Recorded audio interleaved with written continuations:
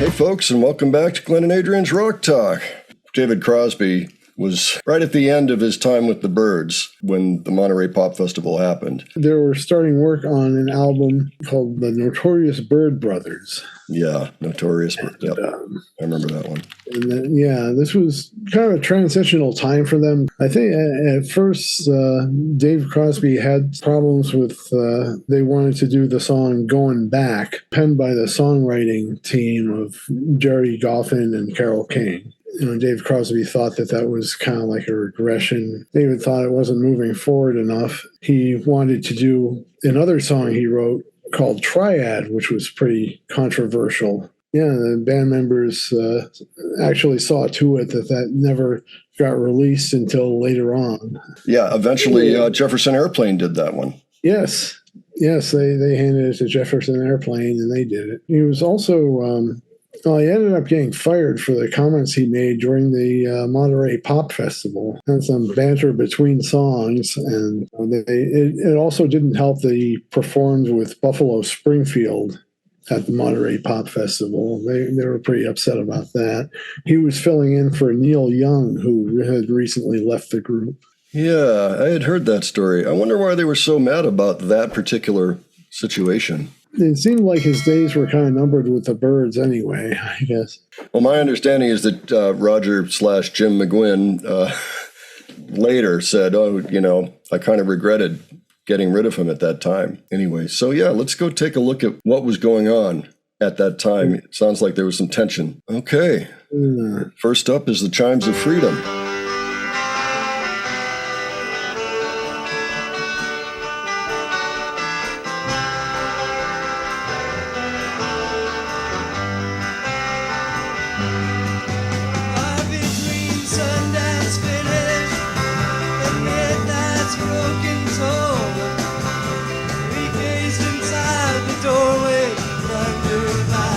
Looks like a very warm hat that Dave's got on.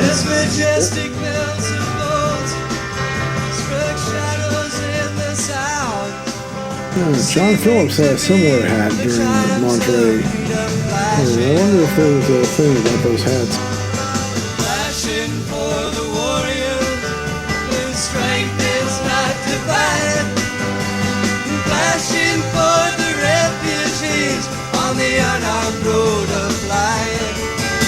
For each and every underdog soldier in the night, and we gazed upon the chimes of freedom flashing.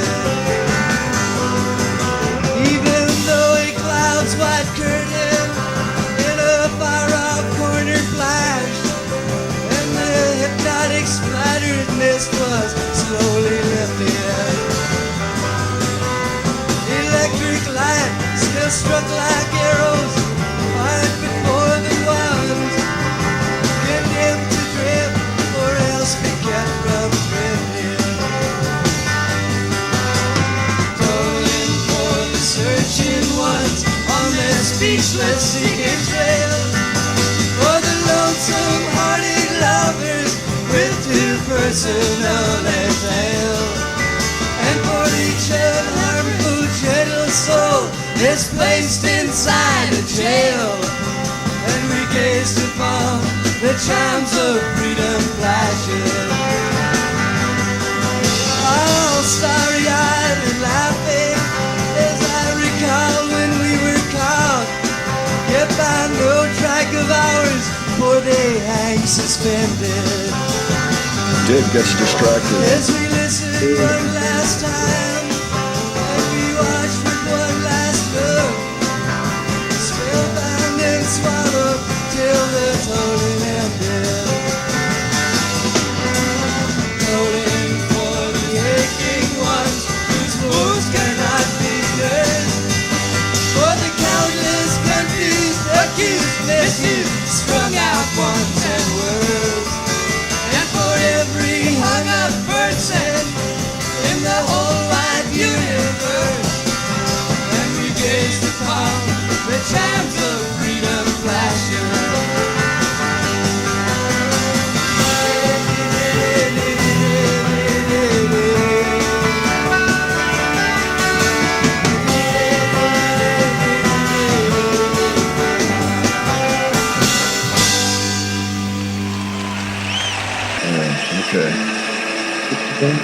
Yeah, it just strikes me as funny that he's got that hat on in June in California.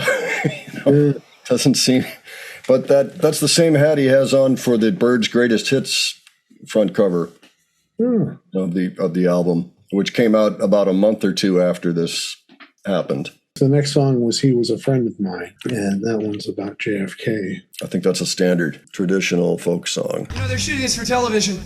Here I'm it sure is. that they'll edit this out. I want to say it anyway, even though they will edit it out. When President Kennedy was killed, he was not killed by one man. He was shot from a number of different directions by different guns. The story has been suppressed. Witnesses have been killed. And this is your country, ladies and gentlemen. Okay, yeah, I could see where maybe they would get a little annoyed at that.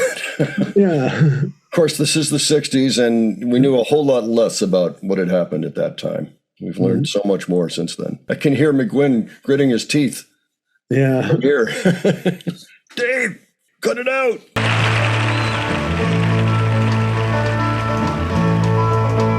It's after this one. Was a friend of mine. He was a friend of mine. His killing had no purpose, no reason or rhyme. Oh, he was a friend of mine. I should have found out who wrote this too. Oh, yeah. It's a traditional song. So Yeah. there's I guess they nobody. adapted the lyrics to kind of fit the JFK story because it sounds like, very much like it's about JFK. Oh, I didn't catch that. Yeah, there's a line in there that said he died in Dallas town.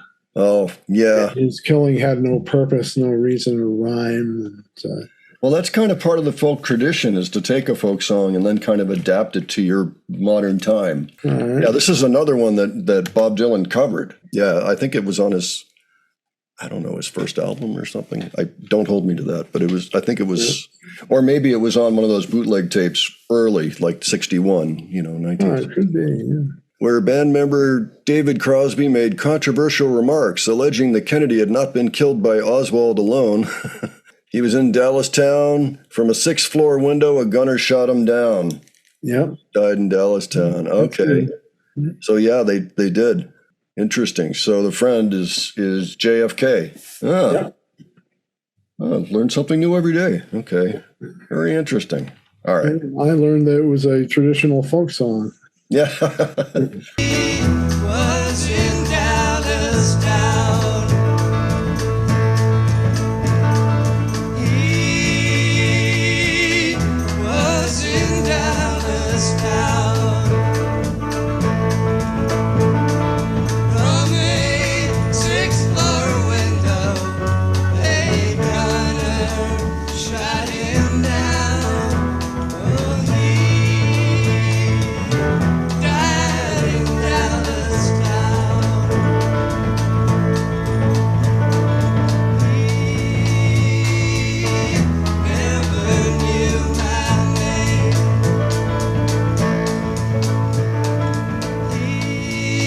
He never knew my name. Though I never met him, I knew him just the same. Oh, he was a friend of mine. Leader of a nation for such a precious time. Oh, he was a friend of mine.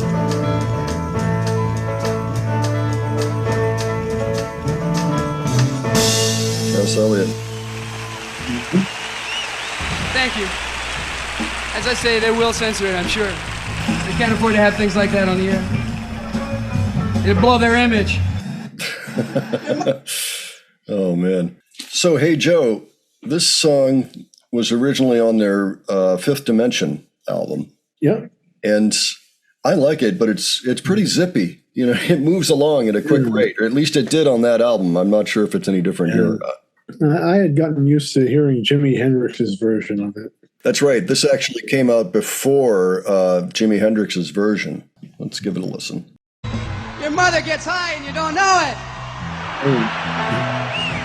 I'd like to dedicate this song to a number of performers, starting with two groups, Love and the Leaves, and a cat named Timmy Rose, and a cat who's going to perform here named Jimi Hendrix.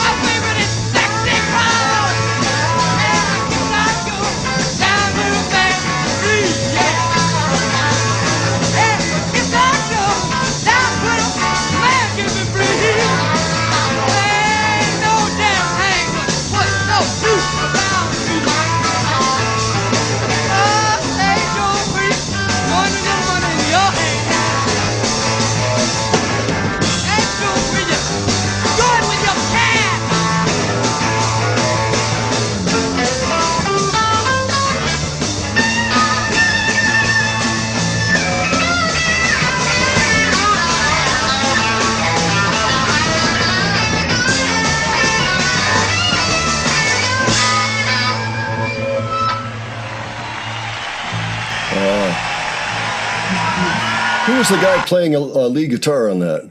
Yeah, I think it might have been Roger McGuinn on the guitar. Okay. I think, like the lead guitar. And that's the thing, is it sounds just like the 8 Miles High guitar. Trying to remember who. Yeah, that would be Jim McGuinn back in the day. Okay, very interesting. Because he played the 12-string guitar. He had the 12-string Rickenbacker that okay. Byrd sound. Yeah, but the